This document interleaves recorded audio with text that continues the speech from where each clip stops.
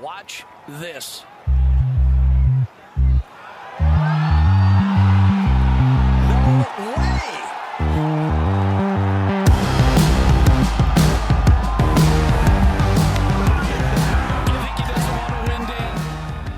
Hello and welcome back to the Cookie Jar Golf Podcast. I am Sam Williams and today I'm joined by my good friend, Bruce Fitzpatrick. Bruce, how are we doing? Hello, very well, thank you. And you're sporting a very nice green hoodie there, little Cookie Jar number. It's great to see you supporting the brand finally. And we've got a special guest lined up today, a previous guest of the pod and a friend of the Cookie Jar, David Cannon. David, how are you doing? Hi, I'm great, thanks. Very excited to be back on again. Can I make another clothing observation as well quickly? You're in Dubai and it looks like you're wearing about 3 or 4 layers there. Is the air conditioning working overtime? Air conditioning in the room is absolutely like a fridge. And it's one of those hotel rooms that's got no access to fresh air. So, it's cold. It's either cold or stuffy. So I just tend to wrap up. Well, the first time we spoke to you, David, would have been, I guess, in March 2020, early days for the Cookie Jar and very early days for COVID too. And am I right in thinking this is your first time back on the road since we last spoke? Well, it's my first overseas trip. Yeah. Since 2020, February 2020. So for me, it's great. Absolutely delighted to be back on the go. And what's being spoilt with Dubai weather. It's incredible, the weather out here at the moment. So I feel very lucky to be back on the road again. And how does it all feel? What's the sort of, obviously last week's event and now looking ahead to the DP World Tour Championship. What's the sort of feeling like out on tour? I think, the feeling's a lot of excitement because of the rebrand of the tour and the new impetus that DP World have given the European Tour. Well, we can't really say European Tour anymore, but we all know it as European Tour. So there's a lot of excitement around that. And the tournaments are slightly different. We've still got a bubble of sorts here. But Dubai as a country, or the UAE, well, certainly Dubai, the Emirate of Dubai, I think they're doing really well with COVID. They're only probably 50 to 75 cases a day, they're saying. And so life's pretty normal here. So it's a great experience to be back out. And people wear masks everywhere, but they just kept doing it. And if only we'd done that in England, I think we might have been in a better place at the moment. But we've all got, it's crazy because we'd all got used to wearing masks. And it was just like, I just don't see the logic to suddenly stopping right at this moment in time, but we'll see where that road leads us. We seem to have quickly forgotten, but I'm guessing you haven't forgotten how to photograph events, despite being away from them for a while. I guess it'll just be like riding a bike, I can imagine. Yeah, I had a bit of practice at Dunhill, which was great. So I did actually do the Dunhill Links, which was my first, was the European Tour event out on tour, and then I'd done the Open Championship this year and Women's Open and Scottish Women's Open, and that was it. Literally, that is it this year. So I'm getting ready. I'm warming up for a big push next year. One question to ask on that front is, how do you feel, I guess, even now when we're sort of getting back to normal, but particularly with an event like the Open, which was almost like a test event, or in fact, it was called a test event. Yeah. How do you feel about the sort of reduced number of fans? Because I guess that it's a sort of double-edged sword, really. On the one hand, it's probably easier to move around and maybe get some of those shots that you want to get, that sometimes you're kind of prevented from doing when it is really, really busy and you've got, crowds that are sort of 9-10 deep around the final groups and the leaders. But at the same time, maybe some of that emotion and the sort of atmosphere maybe doesn't come out as much with a diminished capacity. What's that balance like? It was definitely different at the Open. I think we had, was it 80% or 75% crowds this year? And it was still, the atmosphere was still great. When you were around the 16th hole, that amphitheatre around the par 3 there at 16th was epic when we had the big groups going through. And the 6th hole, the short hole, was pretty damn good as well. So, but it was definitely different But for us working, it was a lot easier, I think. Yeah. And there weren't as many photographers. That's the other thing about it is that there was all the social distancing in the media centre. So while we had the same massive tent and the massive facility, they could only fill it by 25 or 30%, I think was the number that they finished up with. So greatly reduced numbers of photographers and media as a whole. So that was blissful in there. I mean, it was, very quiet, and yeah, it was a great pleasure. And the weather this year at the Open was incredible. So it was one of the best Opens I've done, I think. Oh, brilliant. Well, that's one of the more positive takes, I guess, on the sort of side effects of COVID. Yeah. Yeah. But I guess one of the reasons we wanted to get you on today, or the main reason we wanted to get you on the pod, is to talk about Seve. I guess it seems actually quite a nice jumping off point, really, given the rebrand that the European Tour is now about to undergo, being called the DP World Tour. And I guess it's almost an end of an era, really, if you like, of the European Tour, certainly the name that we've known it by.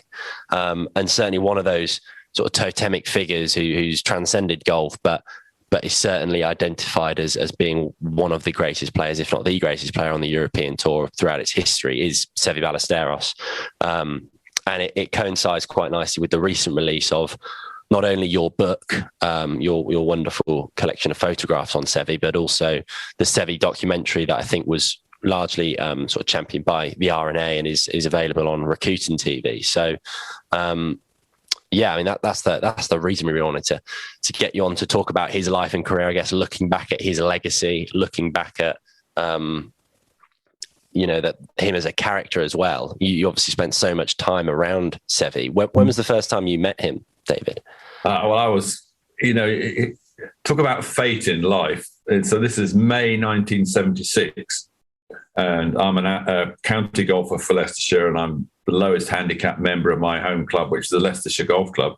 And Leicestershire Golf Club hosted what was the equivalent of the European Tour Pro-Am, which, funnily enough, was always held on the Sunday after a tournament that had finished within the same geographical area. So they had the tournament at Finham Park in Coventry that finished on the Saturday. And then they had this Pro-Am at my home club in Leicestershire and in Leicester. And I got drawn with a young Spaniard who not many people had read about, but I'd read about him I think the year before. He'd done quite well in the French Open. And Seve Ballesteros was my pro. It's just beyond, who could have imagined that he would become such a huge part of my life? A, that, and B, that he would become such an incredible superstar of golf and means so much to European golf as a whole. And I think more than European golf, I mean, he is the Ryder Cup. And, funnily enough, the book has done remarkably well in America. We had no idea that we'd do well with the book in America. It wasn't really on the radar at all. But the sales in America have been really strong. So it's fascinating, isn't it? And you obviously had a very close friendship with him, throughout his career. And, I suppose it's a tricky one to kick it off, because you could just start this conversation in so many different ways. I think 76 would have been the year he played at Birkdale, and that was really his that was the first time he sort of came onto the map. And, watching the documentary, reading about Seve, when you watch things like the films and stuff, you almost see these different chapters to his life. But, I'm really curious just how you saw that documentary yourself, and how much of that, watching that must have brought back a lot of memories, I guess. Oh, it was quite emotional, I've got to be honest. I mean, we had the premiere during the Dunhill Links, and that was on the Wednesday night in the little cinema in the High Street, main street in St Andrews. And I've come quite close, or very close, with the family. And in August, when the Women's Open was on, I had a meeting with Malcolm Booth from the RNA in the museum at St Andrews to talk about an exhibition around the book of Seve photographs that's being held in the Golf Museum there. And that's going to run until December next year. So it's running right through the Open next summer. But anyway, we were talking about, and I suddenly sat there and I said to Malcolm, I said, wouldn't it be amazing if we could get Seve's boy to play in the Dunhill Links? And he said, could you? And literally, honestly, this is God's truth. I was sat there and I dialed in Johan Rupert, who is the CEO of Dunhill. And I said, have you got 30 seconds to talk to me? And he said, David, I haven't at the moment because I'm 15 minutes time. I'm walking my daughter down the aisle. Bring me on Monday. That's absolute gospel truth. So, I rang again on Monday and he was instantly on board and he said, yeah, it'd be brilliant. So we, they very kindly gave Javier an invite to play in the Dunhill Links, which meant that I was hoping to get his brother, Miguel, as well as his mum and Carmencita over, Seve's daughter. But unfortunately, Miguel couldn't come because of his commitments to his new job as a lawyer in Madrid. But Carmencita caddied for Miguel, and his mum, Carmen, was, never far away. So it was brilliant to have them over. And that made that premiere very, very special. And David White was the producer of the film, and he lives actually by coincidence not very far from me, less than 15 minutes from where I live. And we'd been closely, not working together, but I'd been finding pictures for him or help him research still pictures. And it was, and I think the film was incredibly emotional. Honestly, I remember Javier sending me a text. He said to me, have you seen the film? And I said, I haven't seen it yet. I don't want to see it till I can see it on a big screen, because I could have looked at it on a laptop or whatever. And he said, you won't last 2 minutes without crying. And I said, what do you mean? He said, I didn't even last a minute. And it is really emotional. It's a really, really strong film. And yeah, it meant a lot to me to see that film, because it brought back so many memories. One of the sad things about my career, well, it's not a sad thing, was that I didn't actually pick up a camera until 1979, which meant that I missed his first win at Lytham, and then I missed the first 2 Masters that he won. I never saw him win the Masters, but I saw him lose the Masters, but that's another story. But I only saw 2 majors of his, but there were 2, magnificent wins in the Open. And it's just, I was lucky enough to go to his home in Spain quite a few times. And, that day I spent with him on the beach was definitely one of the highlights of my life. I think that's where, that iconic photo of you two, I think I've seen that on your Instagram. I've seen it a number of times. It's incredible. It's quite interesting looking at, the career of Seve. And, if you look at just purely, his wins, it just doesn't even begin to tell the story. No. What's the kind of biggest legacy with Seve? What's the big kind of, is it just like a perfect storm of this kind of flamboyant Spaniard who played the game differently and in his attitude? Was it just his shot making? Was it just the look? There's so many things that collide, aren't there? Yeah, and you think the Ryder Cup definitely owes so much to Seve Ballesteros. There's no question. The moment he came on, I know that the continent of Europe joined, but obviously Seve was the kingpin of that. His contribution to European Ryder Cup history is enormous. And I think it elevated the whole event to what it is now, one of the top 3 sporting events in the world. But more so, he is, I was lucky enough to get the backing of the RNA and European Tour to the book. I probably wouldn't have got such a nice book if at all published by anyone if I hadn't had some support and Martin Slumbers especially. His hero, his golfing hero, is Seve Ballesteros, and that moment on the 18th green at St Andrews is probably the iconic moment of the Open Championship history. So not only did he, become the figurehead of the Ryder Cup in Europe, he's also, I think, one of the two or three key personalities in the Open Championship history. And it probably was made from that final putt on that green in St Andrews. His joy, his sheer triumph for that moment. When you see Tiger Woods win, you just see him. He's like a heavyweight boxer or a boxer knocking somebody out. But when Seve won, it was just pure joy. It's almost sort of pure guile, isn't it? And the way he kind of gets it done. It's amazing when you watch that film back. They kind of replay that putt going in a few times, and the ball just takes this sort of freak, sort of quarter ball turn to the left out of absolutely nowhere, and just slips in the back door. And Nick Faldo says it basically he wills it to go left, doesn't he? Which is an incredible remark. Seve would admit to himself, to openly to us, to say that, I willed that ball into the hole. Yeah. Yeah.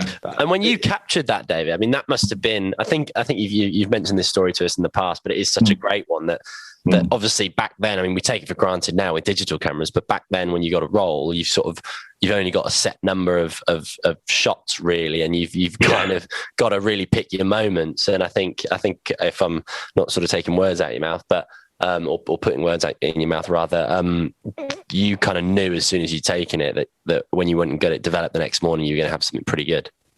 Yeah, I mean, as long as I got it sharp and exposed it properly, that was an iconic moment there, definitely. And that was a great thrill of it. That drive back overnight, talk about adrenaline flying through your body. I drove 8 hours from St Andrews just to make sure I was there first thing in the morning to get the film processed the next morning.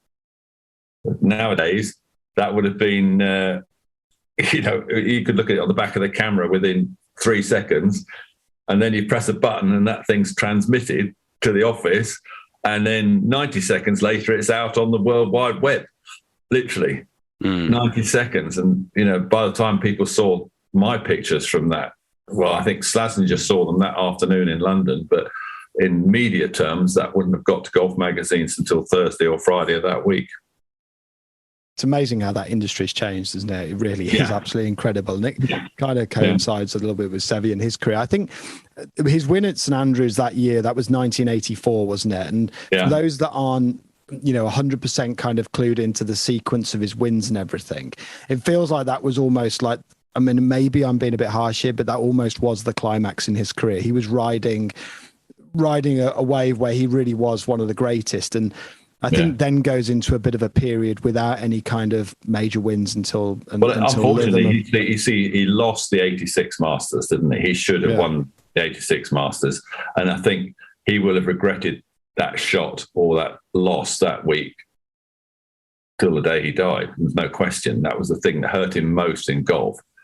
And I think my good friend Robert Greene, who wrote books about Seve, he said that Seve openly, Robert personally thinks that winning the Open at Lytham was so important to Seve's life that he could have gone into serious depression if he hadn't won another major. So I think it's marvelous that he won another Open. I think the Open and the Masters are the two ones, but the Open Championship to me is the most important one in golf. And Seve to pick off 3 of them, and it all in such a different way. You think Lytham was the car park champion, and that was when he was at his absolute height of flamboyance and those follow-throughs.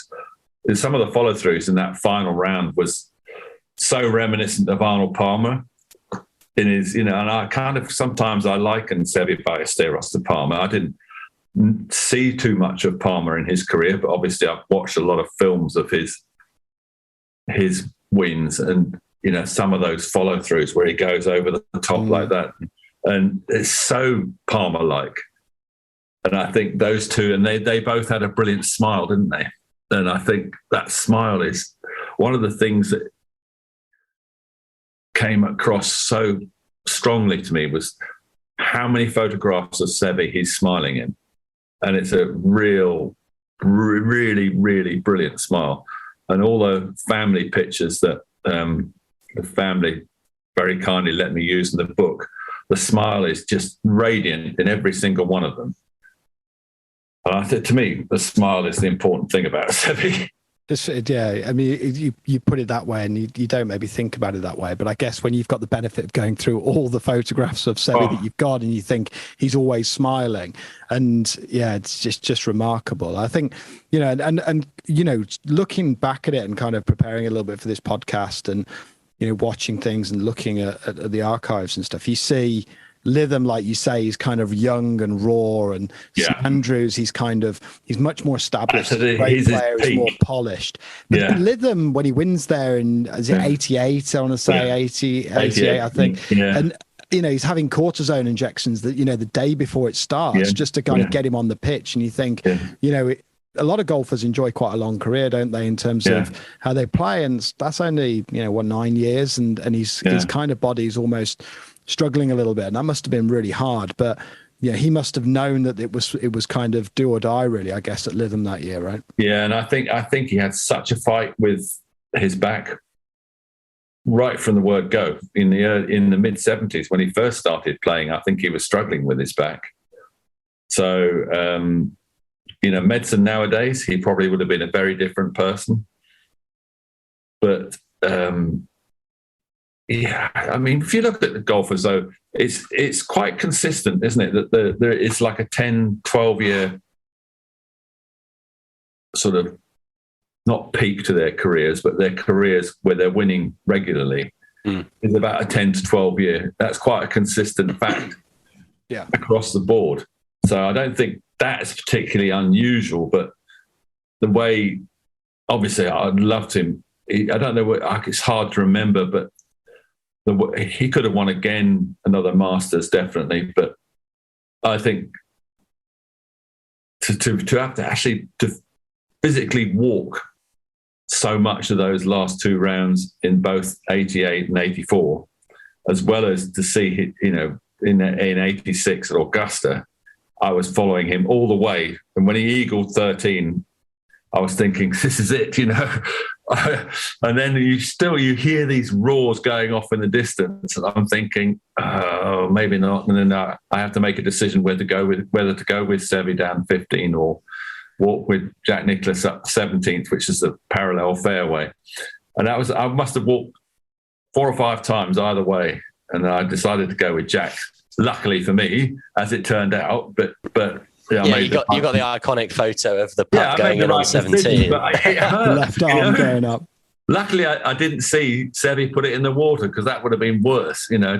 And then to miss Jack holding that putt, and then to see Seve drop it in the water, would have been terrible. But yeah, it's he definitely went through a lot of stuff that people would never know about, and I can't honestly say I know anything about it, really, but seeing that film brought home a lot of things I didn't know about. And I thought that his first manager, Ed Barnard, told some brilliant stories about him in the early days. And that's where he identified this depression of Seve. And that was, they were talking mid-70s, late 70s, that he was feeling that there was something not quite right with Seve. So, did you see that? Is that stuff that was, because it talks a little bit about, doesn't it? You know, I think he wins at Augusta. They have a bit of a party back at the house, and you know, he shows his face for a bit and polite, but he's not really, as much as he's a player that ended up in the limelight. Yeah, he was actually a little bit recluse. Was kind of some of the. Yeah, I think he was never more happy. Never more happy than when he was at home in Pedronia. I think, you know, those days I spent with him there, they were the best days, because, you know, that famous, I don't know if I told you the story before of the day on the beach, but that day, you can't describe how good that day was, because he was in such a good mood. And, you know, he has a real twinkle in his eye that day. And then he took us all out to dinner at that lovely fish restaurant, you know. Well, it's not a fish restaurant, it's just a family restaurant in the middle of Pedronia. And he was so happy in there. You could just see he was just completely at home. Yeah, I guess it maybe begs the question a little bit. when you look at so many great performers in sports, or particularly musicians as well, who maybe talk about a kind of come down when they come off stage, and there's just this real difficulty dealing with the amount of adrenaline that is coursing through their veins when they're performing, and when they kind of are then quickly removed from that arena, even after they've won and they're successful, it can be quite difficult to deal with. I mean, do you think in Seve's case, he clearly loved golf and it was a true passion of his, but I wonder what the sort of balance was there in terms of how much he loved performing and kind of, entertaining the crowd and being out there. And, there's so many brilliant clips of him having, witty exchanges with fellow players or spectators, versus just loving the ball, hitting the ball and hitting shots himself. It was more with the spectators, wasn't it? All his, if you look at it, a lot of it was with the spectators. Yeah, and he never had a bad word certainly for the golfing spectators in Europe. He was, it was totally at home with them, and he loved entertaining them, and he loved playing the game of golf, and that was his true passion. Yes, he came across some fellow competitors that he wouldn't perhaps have been friends with in any way, but I don't think he was. He wanted to beat them.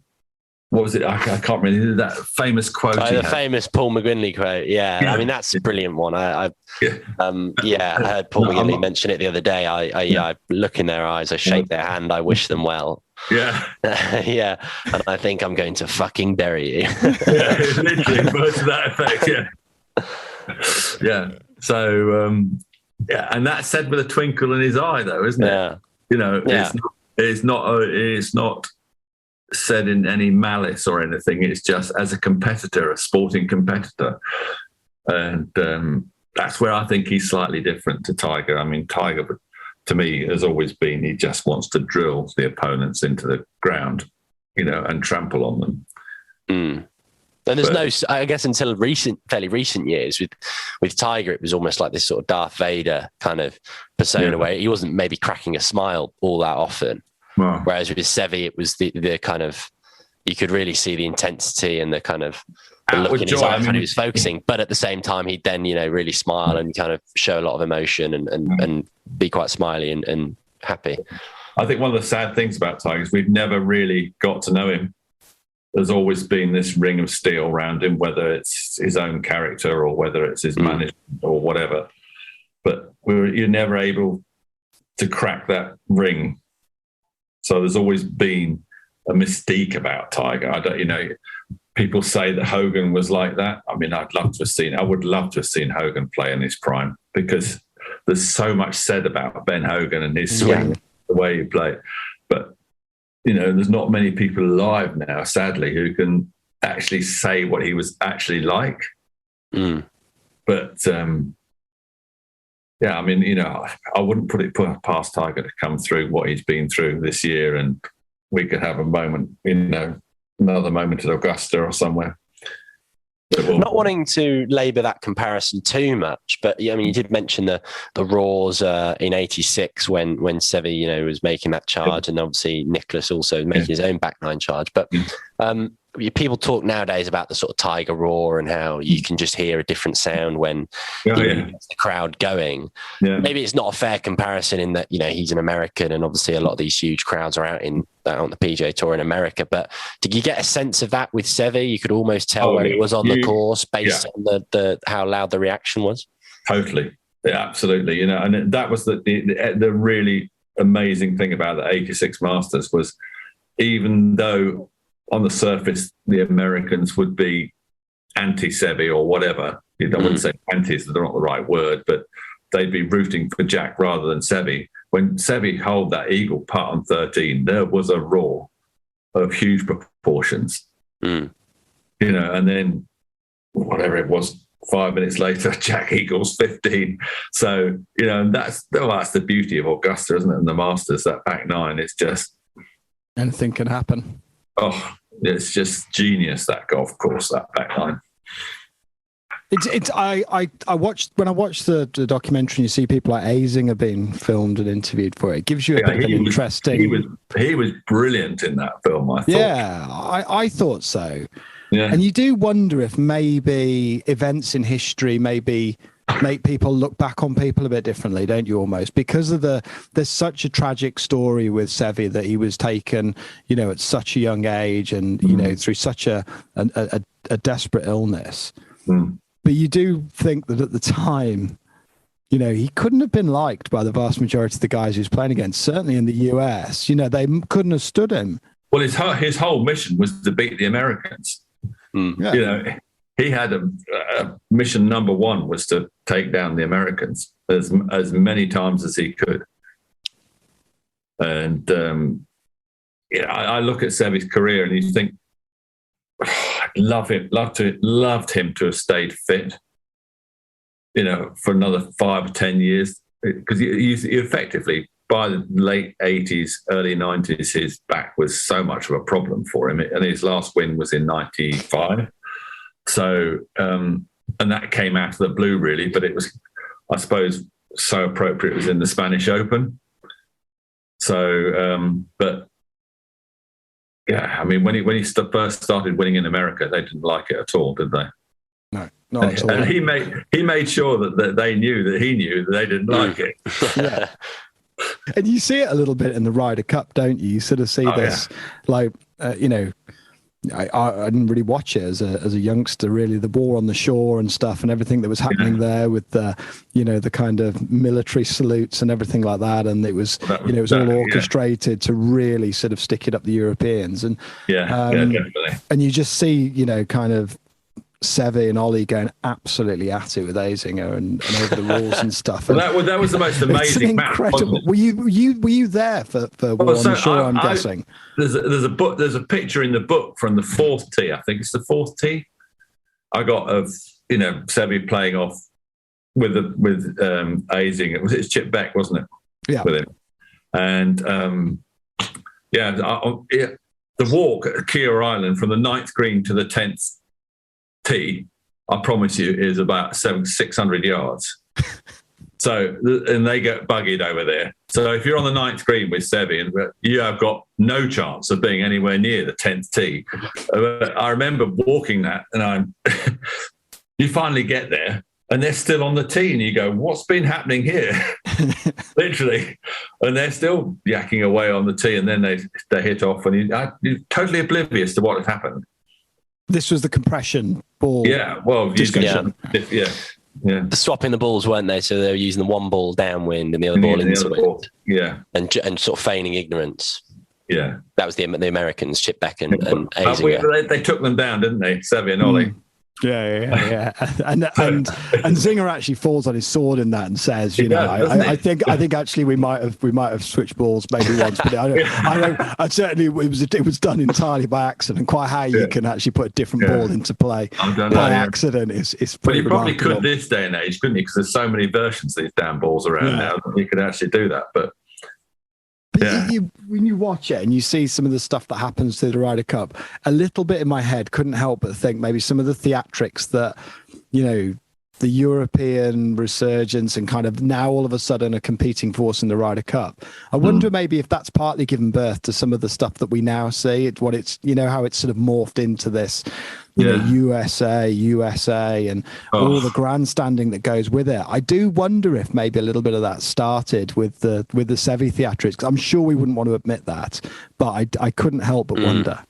Yeah, I think, unfortunately the Americans can't find a chant, can they? No. No. So we're always going to win that one.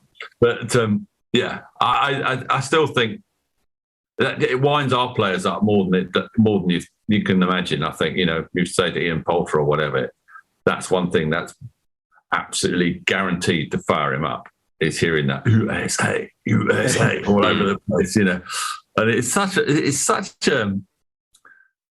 I don't know. It's an ugly chant. Mm. Yeah, it's not imaginative, is it? Whereas there is usually some good sort of bit of imagination, I think, on the part of Europeans. That comes up from us. And the cheering in the balls in the water. I mean, we're in danger of going down a real partisan rabbit hole here as three Brits are about to just totally alienate any American listeners to this podcast. But actually, no, I do think the cheering of balls going in the water and cheering like short putts missed is a little bit distasteful, and it's not something that. Yeah. And it needs to be not wiped out, but it needs to be. Yeah, we need to get rid of that if we can. But it's going to be fun when we go to Beth Page next time in America, because that is a tough crowd. The New Yorkers don't hold back. That's for sure. That has got potential to be quite sparky. Of course. So you were out there when Koepka won his PGA there, but he was in danger of blowing it, and it got pretty. I mean, even then, it got pretty leery, didn't it? Yeah, and I remember seeing Patrick Reed won one of the playoff tournaments there. I was there, and he was given hell. Really? Yeah. Oh yeah, no mercy. So they don't hold back. So Reed's got it coming to him though, I think, half the time, to be fair. yeah. But I like Patrick. I think he's great for golf. I think he's bloody really, really good player. Seriously good short game. Absolutely incredible. Yeah. He, you've got to look at he did not have a fun childhood. There's no question. Stuff going on there that's not, no person should be put through as a child or growing up. So, he's had a rough time. So, and I think hopefully his golf clubs will do the talking. Rather than his shovel. Yeah. Yeah. I mean, he does walk into some messes. He does. There's a couple. I was in the Bahamas when that thing happened, and it was like, really?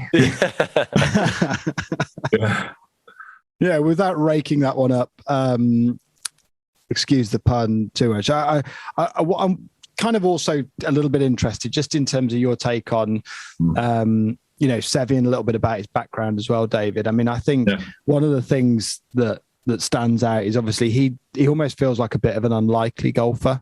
He's an outsider, isn't he? He's come from a very poor background and sort of, almost just sort of come from nowhere in the game. And do you think there's a large amount of attraction to that? Do you think when you see people, and we all see that he came from nothing, didn't he? I mean, the life of a caddy at a quite high-powered Spanish golf club, they're very private, and the caddies were very, very low on the priority of that sort of establishment. And for him to come right through the caddy ranks and achieve what he did, and clearly he climbed a mountain to get to a point where he could turn pro and play professional golf. And it must have been a very, very lonely experience for him once he got out on tour and he started traveling to America. And that was hard. And the determination for him to succeed across the pond, I think, was, yes, he liked beating the Americans, but this was more than just that. This was being self-driven to succeed in life, and to buy a lovely house for his mum and this sort of thing, and to provide for his brothers and whatever. But then that got a little bit out of control or whatever. But I think his family life meant more to him than anyone could imagine. And when you meet his children, you realise what he must have been like as a father. He was, I think for me, that's what makes it even more special, is you suddenly realise that he was the father you would all want, basically. Yeah, to have that level of drive that kind of lifts you out of fairly difficult circumstances and very impoverished background, I think it's fair to say, and to succeed at the highest level, really, really hit the heights of the top of the sport. And golf's back then maybe wasn't quite as glamorous or as high profile as it is now, but it's still, an exceptional achievement. And yet to remain so grounded and such a kind of compassionate, loving father and family man too is quite rare, I think, in sports. Yeah. You imagine what he would have earned nowadays. This would have been so different, wouldn't it? Mm. This is the other thing we forget is that golf in the late 70s, you didn't earn much money. Yeah. And I remember seeing some stat about what Peter Oosterhuis won for winning the Order of Merit. And it was something like £44,000 or something, and you win the European Tour Order of Merit. Yeah, that's literally making a cut. You get that for about 20th place now. Yeah, exactly. Yeah. And then you can see that, can't you? When he's, there's all this kind of different merchandise deals, different countries, different equipment. Having to really kind of cash in. You get the sense of, all the different partnerships there and really maximize them.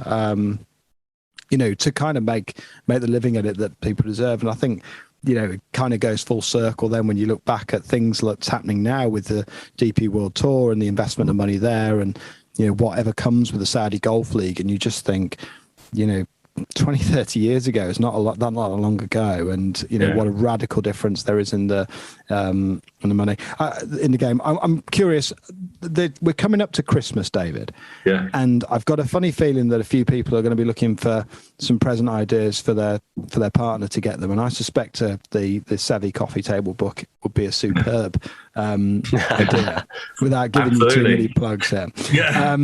But I'm curious. You're not allowed to pick the 84 Open at St Andrews, but I'm curious to know your sort of favourite few images of Seve over time.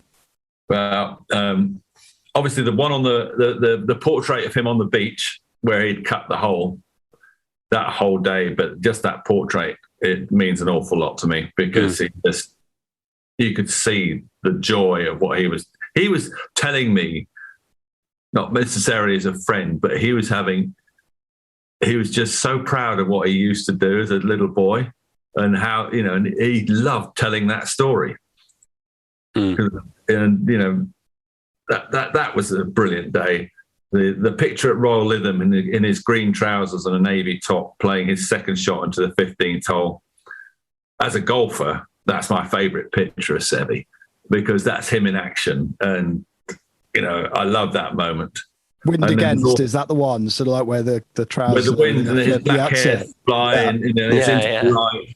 And he was hitting it. He hit a 3-iron off an uphill slope, and so his feet are all, you could see his feet are right on their edges, and he birdied that hole as well. So it's just everything about that picture means an awful lot.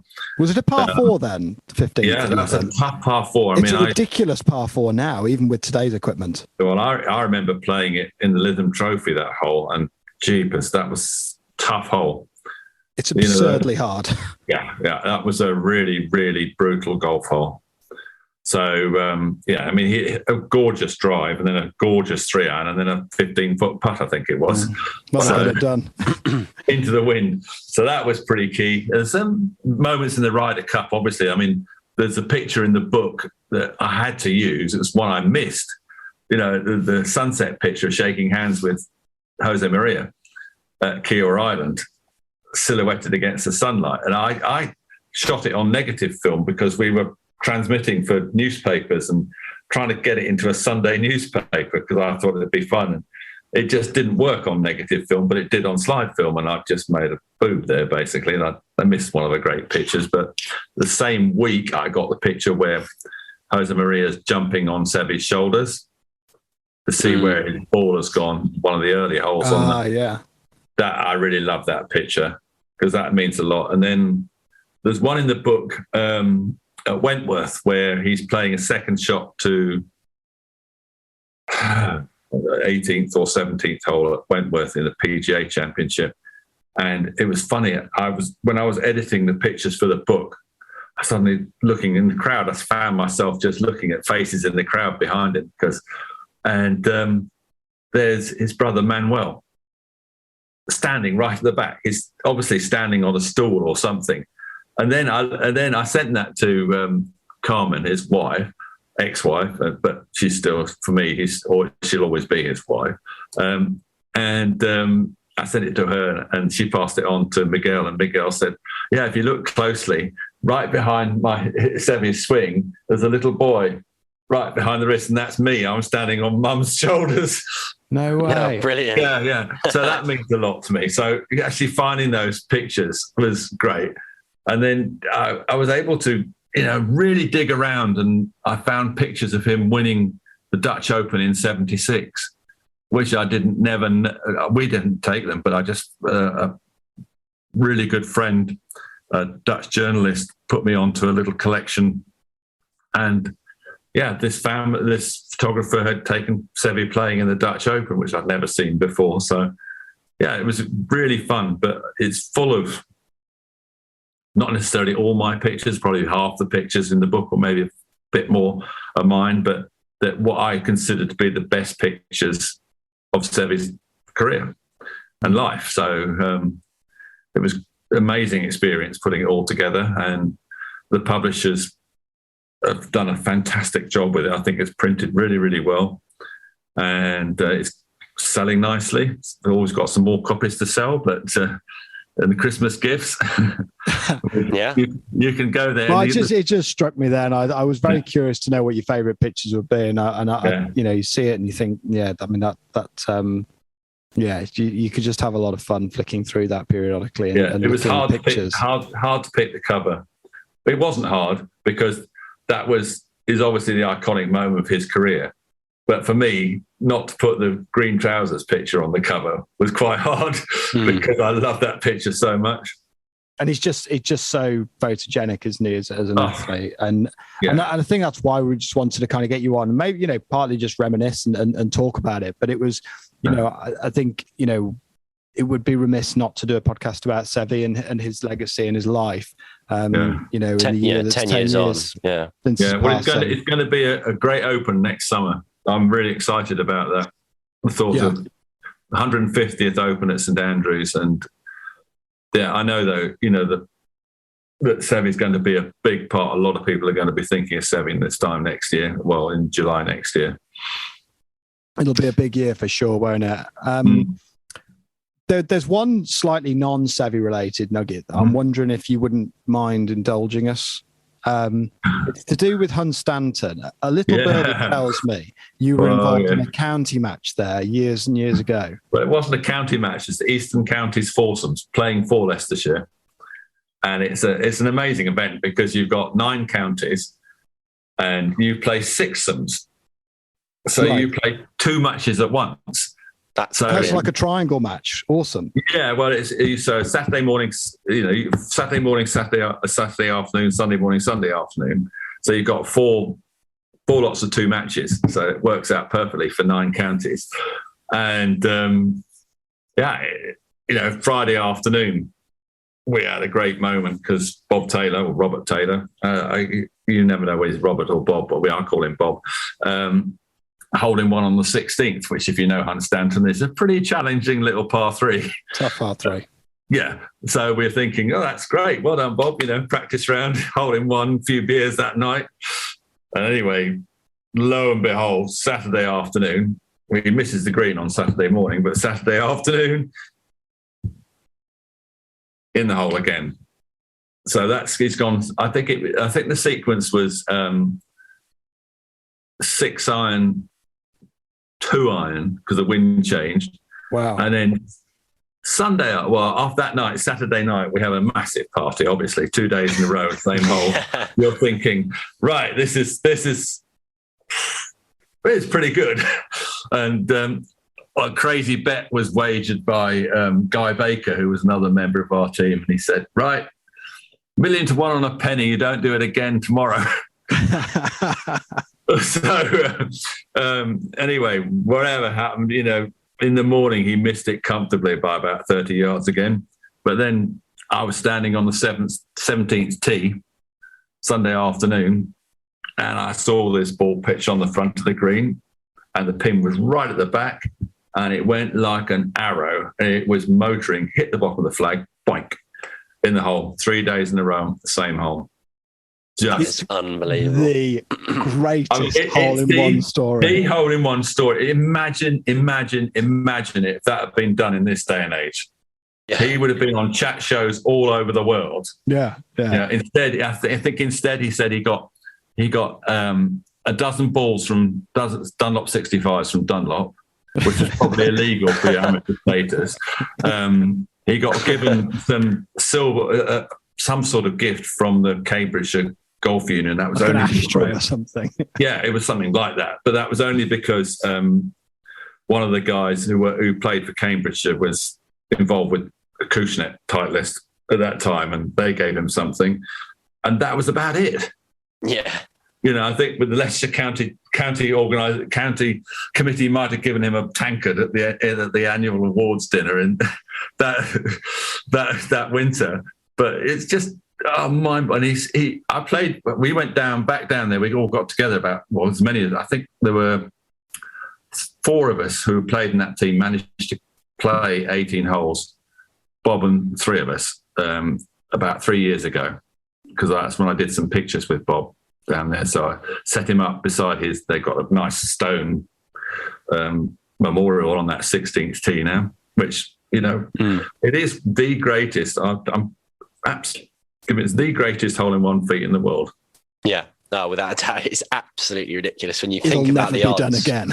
Well, the hole is so hard, isn't it? It is such a hard hole. It's a really hard hole. Was the pin cut in a bowl for the whole weekend or anything? No, like it that? was on the back shelf. It was. I don't know where it was I can't remember where it was for the practice round, but certainly the last 2 rounds it was at the back. I mean, Bob's still going strong. You know, he plays golf 3, 4, 5 times a week, so he'd be a good person to speak to, and it'd be really fun. Remarkable story. I'd love to get on. Yeah, if we get Bob on one night, it would be fun, wouldn't it? That would be brilliant. when you came on with Bruce and Tom, and they didn't get the story out of you, the penny dropped halfway through, and I thought, there's no way David's leaving this podcast without sharing that story with us. That's today. one of my great after dinner. I remember telling that story to Gary Player in South Africa when I was very lucky to spend 3 days at his farm with him on an SAP company trip down there. And at dinner, you know, I told the story, and he made me tell the story twice because he didn't believe me. And, you know, for Gary Player to actually make you tell a story twice, because he's one of the greatest storytellers in history, and he won't shut up if he gets going. But I literally made him speechless. Tell me again. That's crazy. Yeah. Remarkable stuff. David, thank you so much for giving your time and just coming on to talk to us and share some of the stories with Seve. I just think, you know, it's just something we really wanted to do to kind of celebrate his legacy. And equally, great to see you out in Dubai this week, and we'll be looking forward to seeing some images. And it's exciting, you know. Well, I'll tell you what I've been doing today is having a look at the Emirates golf, the Majlis course at the Emirates, and they've just rebuilt all 18 greens. Oh, wow. And they were seeded, I think, in July. And I can't tell you how good they are already. But yeah, they've done a proper job on these greens. So they've gone back to the original shape. So they're much larger than they were last year. And they've, you know, I think the players are going to be in for an absolute treat at the Desert Classic this year. Which, if you think about it, Desert Classic is the iconic event in Middle East. And it started, didn't it, before all this kind of the massive growth in UAE, wasn't it? Yeah. Well, you know, we could show you some nice pictures. I've been lucky enough to photograph that course from the moment it was a square kilometre of fencing and a black 3 lake rubber linings, and that was it. I've got a picture of that from the air. Because is it the 8th tee box? Is one of the iconic, one of the 8th tee shot, gentle dog leg up the corner. I've got that picture with nothing. Yeah, and it's the sort of, there's another skyscraper added almost, you know, every few years or whatever, and it's now just quite an interesting sort of story, really, as to how Dubai's changed over the years, and how guys like, you know, Tiger who came over when it was sort of really just getting going, and how they've seen it grow too. I think if you look at what golfers, that's a whole podcast on its own. Maybe we should do that in January when the Desert Classic's on. But the story of Dubai and what golf has done for this region is amazing.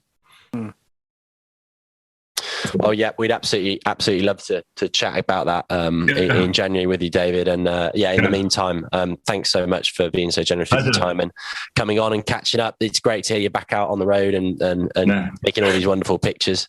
Am I going to see you at Rye in January? Well, I didn't want to ask that, but if you, if another person who's been immortalised by David Cannon. Well, I've got to say that is the best event for light. If I get nice weather, for me as a golf photographer, I have more fun doing that event than I do almost any other. Really? Just because that January light is just mind-boggling. Yeah, I think it looks like it's going ahead. At the moment, and obviously, barring any major lockdown 2.0 like last year. Sadly, we couldn't play it last year, but I think everyone's really raring to go for the putter down in January. So hopefully see you then. I'll definitely make a point of coming down a couple of days if it's nice. Brilliant. All right. Thanks, David. Yeah, thanks a lot. Watch this.